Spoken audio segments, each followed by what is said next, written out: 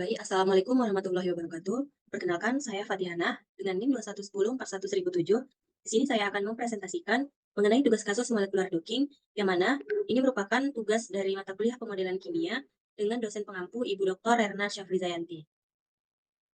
Enzim yang akan dibahas pada video kali ini yaitu enzim epidermal growth factor receptor atau EGFR kinase, dan ligan yang diujikan itu adalah dacomitinib. Dacomitinib ini merupakan salah satu jenis ligan yang merupakan inhibitor tirosin kinase yang sangat selektif dan irreversibel. Secara spesifiknya, dacomitinib ini dapat menargetkan reseptor EGFR yang merupakan protein yang terlibat dalam proliferasi sel dan seringkali bermutasi pada beberapa jenis sel kanker. Mutasi ini dapat membuat sel kanker sangat bergantung pada sinyal dari EGFR untuk pertumbuhan dan kelangsungan hidupnya, sehingga menjadikannya target yang penting untuk terapi kanker. Kemudian, inhibitor tirosin kinase atau yang disingkat dengan TKI ini merupakan salah satu obat yang dirancang untuk menghambat aktivitas tirosin kinase. Nah, ada dua jenis dari inhibitor tirosin kinase atau TKI ini, yaitu reversible dan irreversible. Contoh dari reversible itu adalah gefitinib, dan erlotinib. Sedangkan contoh dari irreversible itu adalah dacomitinib. Inhibitor reversible itu dapat berikatan dengan ATP binding site secara non-kovalen, sedangkan inhibitor irreversible itu dapat membentuk ikatan kovalen yang stabil dengan sistein residu di ATP binding site yang menyebabkan penghambatan yang lebih lama. Dacomitinib ini adalah inhibitor tirosin kinase generasi kedua yang irreversible, yang dapat membentuk ikatan kovalen dengan sistein residu pada ATP binding site. Dacomitinib ini telah menunjukkan aktivitas klinis yang signifikan terhadap kanker paru-paru yang memiliki mutasi EGFR. Protein epidermal growth factor receptor atau EGFR ini adalah reseptor tirosin kinase yang memainkan peranan penting dalam mengatur pertumbuhan diferensiasi dan proliferasi sel. Mutasi pada gen EGFR ini dapat menyebabkan ekspresi yang berlebihan pada protein EGFR, yang pada gilirannya nanti dapat memicu pertumbuhan sel kanker. EGFR telah menjadi target yang menarik dalam desain obat kanker karena peranannya yang krusial dalam jalur sinyal yang terlibat dalam sel kanker. Nah, dengan memahami struktur protein EGFR dan mekanisme aktivitas tirosin kinase, peneliti dapat merancang senyawa yang dapat berinteraksi dengan situs aktif protein EGFR melalui docking. Dengan demikian, penghambat yang dihasilkan dapat mengikat dengan kuat pada protein EGFR dan menghentikan aktivitas tirosin kinase yang berlebihan, sehingga dapat menghambat pertumbuhan sel kanker. Sebelum kita melakukan molecular docking, terlebih dahulu kita melakukan redocking. Nah, redocking ini merupakan suatu proses dengan menempatkan ligan alami ke dalam situs aktif protein untuk memvalidasi metode dan parameter docking yang digunakan. Nah, kenapa sih kita perlu melakukan redocking? Nah, alasannya yaitu yang pertama, redocking ini memungkinkan kita untuk mengevaluasi apakah metode docking yang kita gunakan itu mampu mereproduksi pose asli dari ligan yang diketahui. Nah, nantinya ini dapat memberikan keyakinan bahwa metode yang dipilih itu adalah tepat. Yang kedua, proses ini dapat membantu dalam mengoptimalkan parameter docking seperti ukuran grid, pengaturan energi, dan algoritma pencarian, sehingga dapat digunakan untuk ligan baru dengan hasil yang akurat. Berikut merupakan proses pengerjaan redocking. Yang pertama, kita set preference terlebih dahulu. Nah, di sini set preference-nya tidak muncul karena tidak terrecord. Kemudian kita siapkan file reseptor dan ligan alami dalam file PDBQT. Selanjutnya kita atur grid box. Nah, di sini kita letakkan di center. Kemudian saya mengambil nilai untuk dimensinya itu adalah 22 untuk setiap dimensi X, Y, dan Z-nya. Nah, ini kita atur sampai ligannya tidak terlihat keluar dari grid box yang kita set ini.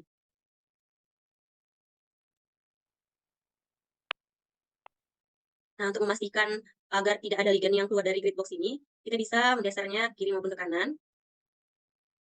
Kemudian kita save file grid-nya,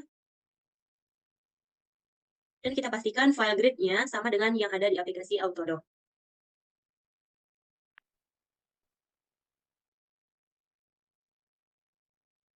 Nah, untuk memastikan agar ligannya tidak ada yang keluar, kita set dengan bentuk yang transparan seperti ini.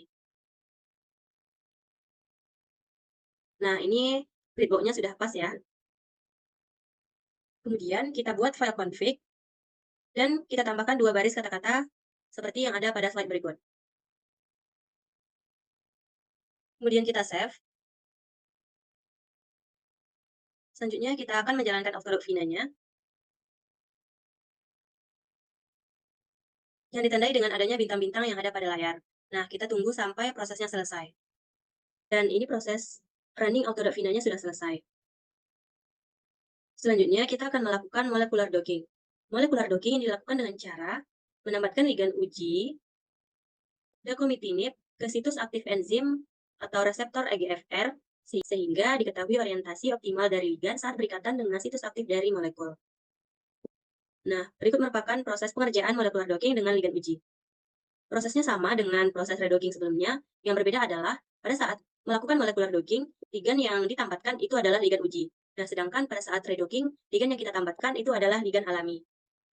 Pertama-tama kita set preference terlebih dahulu untuk meletakkan alamat file kita, kemudian kita klik set, kemudian kita inputkan ligan uji ke dalam reseptor tersebut.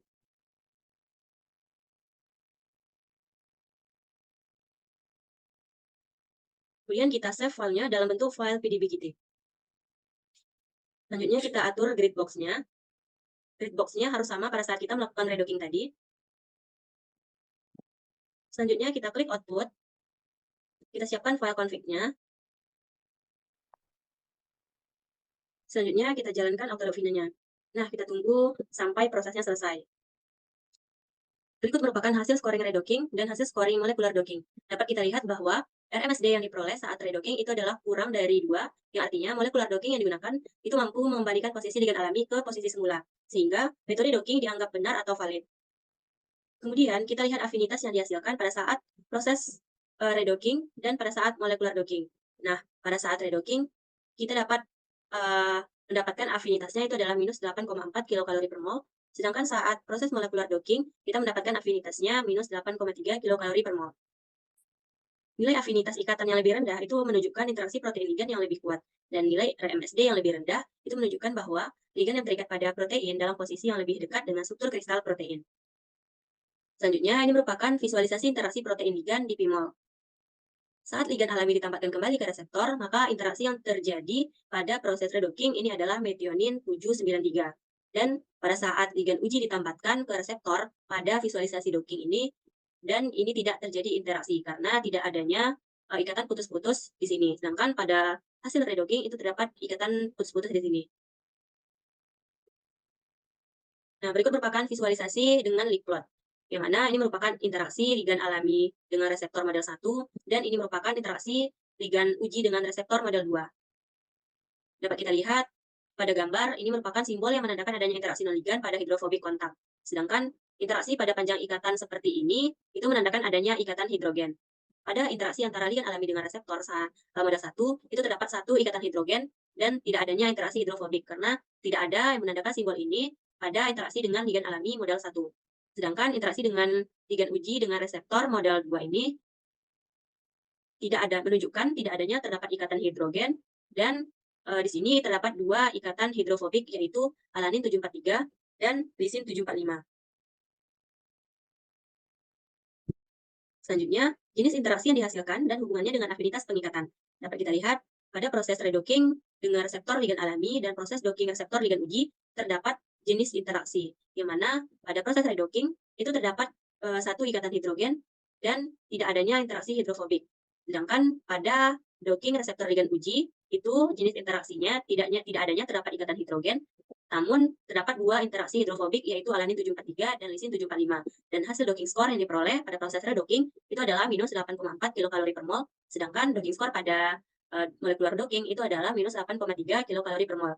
Nah, dapat disimpulkan bahwa ligan alami itu memiliki nilai afinitas yang sedikit lebih tinggi dibandingkan dengan ligan uji, yang menunjukkan bahwa ligan alami itu lebih stabil dalam situs pengikatan protein. Selanjutnya, ligan alami itu mengandalkan ikatan hidrogen yang kuat dan spesifik, sedangkan ligan uji mengandalkan interaksi hidrofobik. Nah, jenis interaksi ini dapat mempengaruhi afinitas pengikatan dan stabilitas kompleks. Kemudian, kedua ligan menunjukkan nilai RMSD yang sangat rendah pada materi terbaik, yang menunjukkan akurasi tinggi dari metode docking dalam mereproduksi pose asli dari ligan. Nah, kesimpulan yang didapatkan dari percobaan ini, yaitu yang pertama, dacomitinib itu berhasil ditambahkan pada protein EGFR dengan nilai docking score terendah itu adalah minus 8,3 kilokalori per mol. Yang kedua, interaksi antara dacomitinib dengan protein EGFR itu adalah ikatan hidrogen dan kontak hidrofobik. Yang ketiga, ligan alami cenderung lebih efektif dalam menginhibisi kerja protein EGFR karena memiliki afinitas pengikatan yang tinggi. Dan interaksi yang spesifik serta ikatan yang kuat melalui ikatan hidrogen, serta stabilitas kompleks yang lebih baik. Nah, ini merupakan daftar pustaka sebagai referensi dalam percobaan kasus docking pada kali ini. Nah, mungkin hanya sampai di sini presentasi dari saya. Assalamualaikum warahmatullahi wabarakatuh.